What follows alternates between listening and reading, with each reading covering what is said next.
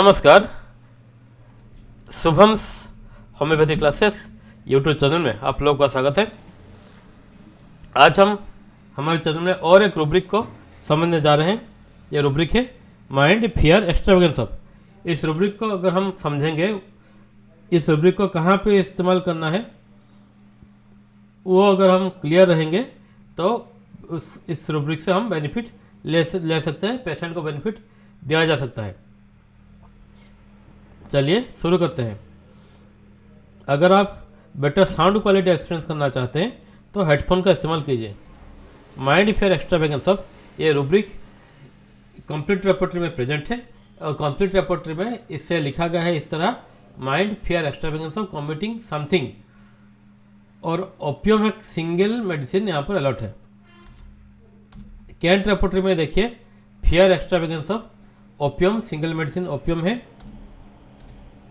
Synthesis report 9.1 mind fear extravagance of opium.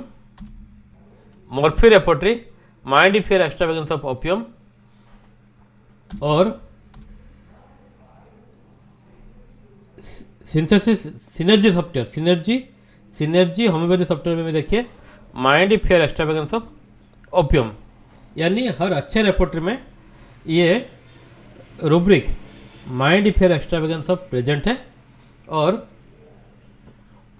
इस rubric में सिर्फ एक ही मेडिसिन अलॉट है, ओपियम। अगर आपको इस रूब्रिक को इस्तेमाल करना है तो फियर क्या है, एक्स्ट्रावेगेंस क्या है, इन सब को समझना पड़ेगा। और इन शब्दों को समझने के लिए मैं आपके स्क्रीन के सामने एक डिक्शनरी खोल रहा हूँ। ये डिक्शनरी है मरियम वेबस्टर डिक्शनरी। क्यों मरियम वेबस्टर डिक्शनरी?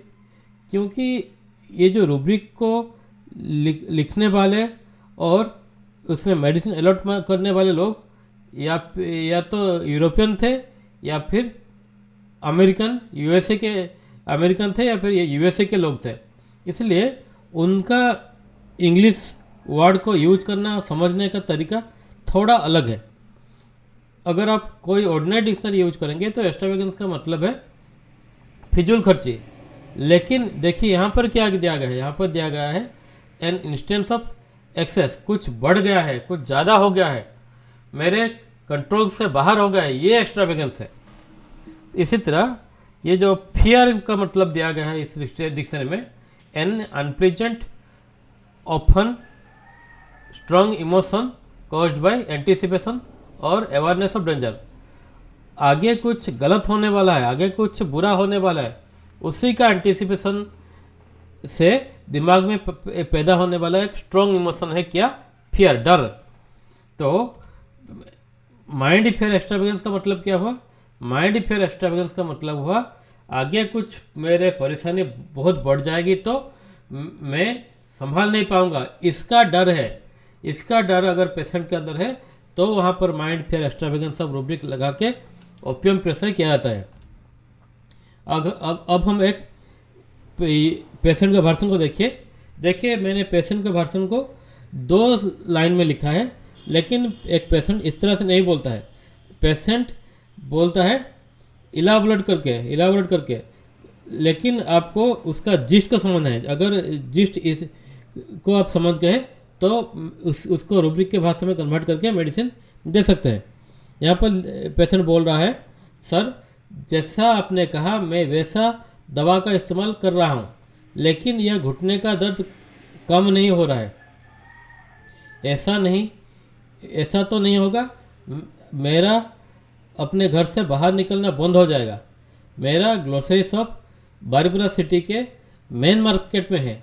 अगर मैं काम ठीक से नहीं कर पाऊँगा तो कोई फ़ायदा नहीं होगा। यानी पेशेंट का डर है, अगर उसका प्रॉब्लम बहुत बढ़ जाएगा तो वो घर से नहीं निकल पाएगा, काम नहीं कर पाएगा, उसका बहुत नुकसान हो जाएगा। इन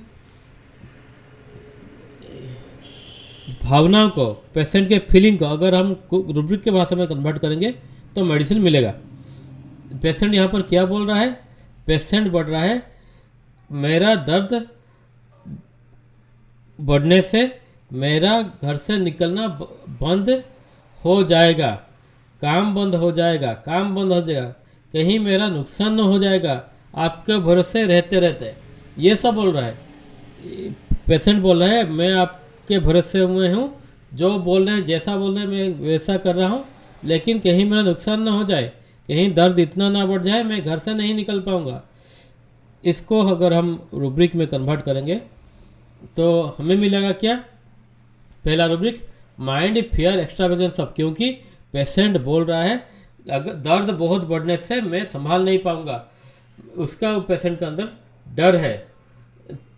और साथ ही साथ वो पेशेंट बिजनेस की बातें कर रहा है, उसका नुकसान हो जाएगा, वो काम नहीं कर पाएगा, ये सब बोल रहा है। यानी माइंड बिजनेस टॉकअप। और सिंगल मेडिसिन क्या आ रहा है, इन दो रूब्रिक को अगर हम रेपोर्टाइज करेंगे तो ओपियम आ रहा है। पेशेंट को यहाँ पर ओपियम की ज़रूरत है। ओपियम मेडिसिन अगर इस पेशेंट को इस वक्त प्रेस्क्राइब किया जाए तो पेशेंट के अंदर बेनिफिट आएगा, पेशेंट को उसके प्रॉब्लम में रिलीफ आएगा। और एक बात आपको मैं बोलना चाहूँगा, ये जो होम्योपैथिक मेडिसिन सिलेक्ट किया था माइंड टेक्निक से, इन रूब्रिकों को इस्तेमाल करके जो माइंड मेडिसिन निकाल के दिया था, इसका मतलब नहीं ये ओपियम मेडिसिन ज़िंदगी भर उस पेशेंट को दिया जाएगा। पेशेंट का मेंटल स्थिति अब ऐसा है तो ओपियम यहाँ पर काम करेगा। ओपियम देने के बाद जब वो थोड़ा कंट्रोल में आएगा, हो सकता है उसके मनस्थिति में चेंजेस आए। अगर वो उसका चेंजेस मनस्थिति में चेंजेस आ जाएगा, बदल जाएगा, उसका माइंड बदल जाएगा, तो मेडिसिन भी अगली बार बदल सकता है। तो आज के लिए इतना ही। मेरे वीडियोज अगर आपको पसंद है तो मेरे चैनल को सब्सक्राइब कीजिए, कुछ कमेंट भी दे सकते हैं अच्छा या बुरा, और मेरे वीडियोज को शेयर भी कर सकते हैं, बेल बटन भी दबा सकते हैं। आज के लिए इतना ही, धन्यवाद, थैंक यू। फिर मिलेंगे और एक नए वीडियो के साथ। धन्यवाद।